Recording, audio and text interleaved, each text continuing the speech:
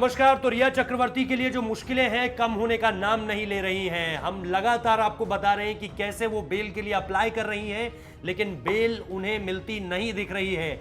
इसका कारण क्या है ये भी हम आपको लगातार बता रहे हैं। जब जब हमें यह पता चलता है कि रिया चक्रवर्ती ने एक और बेल के लिए अप्लाई किया लेकिन वो कैंसिल हो गई, उसका जो अहम कारण है, जो मुख्य कारण है, वो यही है कि उनके खिलाफ जो एक धारा में मुकदमा दर्ज हुआ है, उस धारा को कहते हैं 27A और इस धारा के तहत जो बचना है वो बहुत ज्यादा मुश्किल हो जाता है। इस धारा के अंदर क्या क्या चीजें आती हैं वो भी आपको बताएंगे, लेकिन सबसे पहले आप ये जान लीजिए कि रिया चक्रवर्ती का इस मामले में नाम जो आया है वो ड्रग्स की ट्रैफिकिंग के लिए आया है। एनसीबी ने उनके खिलाफ सारे के सारे सबूत जुटाए थे। न सिर्फ वो बल्कि उनके अलावा 20 से ज्यादा ऐसे लोग हैं जो इस मामले में इस वक्त पे गिरफ्तार हैं और उन सब की जो है वो पिटीशन जो इस चीज को लेकर थी, जो अर्जी इस चीज को लेकर थी कि हमें बेल दे दीजिए, वो कैंसिल हो चुकी है, क्योंकि ये सारे के सारे जो मामले हैं ये नॉन बेलेबल रूप में सामने निकल कर आए हैं। इस पर आप अग्रिम जमानत जो है वो नहीं ले सकते हैं। अब ये पूरा का पूरा मामला दरअसल कहां आकर फंसता है रिया चक्रवर्ती के लिए, रिया चक्रवर्ती को बेल क्यों नहीं मिल रही है,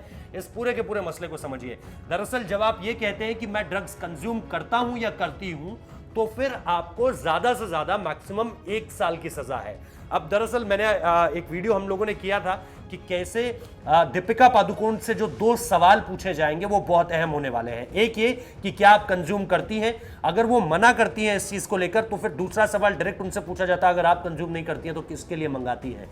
तो ये पूरी की पूरी थ्योरी जो है वो फंसाने वाली है। अब दरअसल रिया चक्रवर्ती के साथ हुआ क्या, रिया चक्रवर्ती को उनके वकीलों ने कहा कि आप ये कहिएगा, जब वकील पूछेंगे या जो एनसीबी के लोग हैं वो पूछेंगे कि मैं ड्रग्स कंज्यूम नहीं करती हूं। ठीक है, एनसीबी को तो ये फुल टॉस मिल गई थी। एनसीबी ने कहा अगर आप ड्रग्स कंज्यूम नहीं करती है तो बहुत अच्छी बात है, लेकिन फिर ड्रग्स आपने मंगाए किसके लिए थे।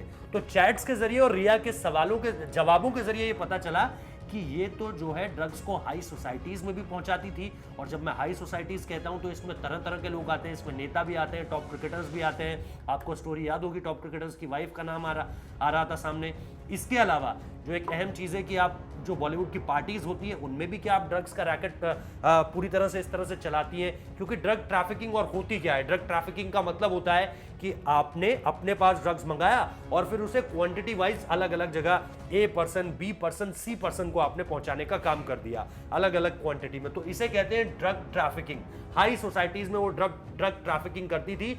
इसको लेकर के समीर वानखेड़े ने भी पुष्टि की है। साथ ही साथ ये भी कहा है कि इनको जमानत किसी भी हाल में नहीं दी जाए, क्योंकि अगर ये बाहर निकल कर जाएंगी तो ये सबूतों को डिस्ट्रॉय कर सकती हैं, मैनिपुलेट कर सकती हैं। इसी वजह से रिया चक्रवर्ती की जो जमानत की लगातार मांग कर रही हैं वो लगातार कैंसिल हो रही है और वो कैंसिल होती रहेगी, क्योंकि ये 27A है। इसके जरिए जो मुकदमा चलता है वो ये है कि आपने कंज्यूम नहीं किया बल्कि आप ट्रैफिकिंग करती थी और इसमें नॉन बेलेबल वारंट है, इसमें आपको जमानत नहीं मिलेगी। अगर वो ये कह देती कि मैं कंज्यूम करती हूं तो उन्हें तुरंत जमानत मिल जाती और 1 साल की मैक्सिमम सजा होती। लेकिन जैसे ही आप ये कहती हैं कि मैं ट्रैफिकिंग करती थी, वैसे ही मामला पूरा का पूरा उलट जाता है।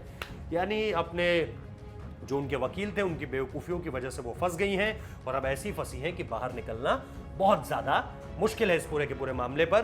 तो और भी कोई अगर अपडेट निकलकर सामने आएगा तो हम आपको जरूर बताएंगे। रिया चक्रवर्ती, सुशांत केस, इस पूरे के पूरे मामले पर हम हर वीडियो आपके साथ साझा कर रहे हैं। तो यहाँ पर बने रहिए, लाइक कीजिए, कमेंट कीजिए, शेयर कीजिए, हमारे चैनल को सब्सक्राइब करना मत भूलिए। बहुत बहुत